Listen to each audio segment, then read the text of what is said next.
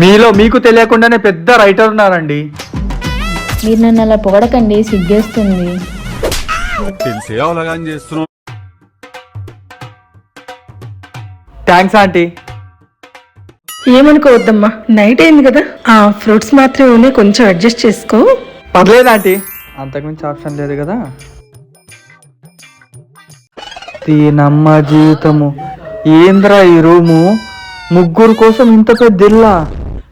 ఈ అమ్మ, మా ఊరోళ్ళందరూ కలిసి ఉండొచ్చు కదరా ఈ రూమ్లా. ఏంటి అలా చూస్తున్నావు? మా ఇల్లు బాలేదా? భలేగా ఉందండి. ఇంతకి నేను ఆడుండాలా? ఇదే నీ రూమ్. నా ఒక్కడి కోసము ఇంత పెద్ద రూమా? ఓకే, లేట్ అయింది, పడుకో. మార్నింగ్ మీ ఫ్రెండ్ వెతకడానికి వెళ్దాం. Good night. Good night. నిజంగా ఈ అమ్మాయి చాలా మంచిది. ఈ అమ్మాయి లేకపోతే ఈరోజు నా పరిస్థితి ఏంటో. ఒక్కొక్కసారి మనం అనుకునే వాళ్ళు కూడా మనకు సహాయపడరు, కానీ నేను ఎవరో తెలియకపోయినా ఈ అమ్మాయి నాకు చాలా సహాయం చేస్తుంది.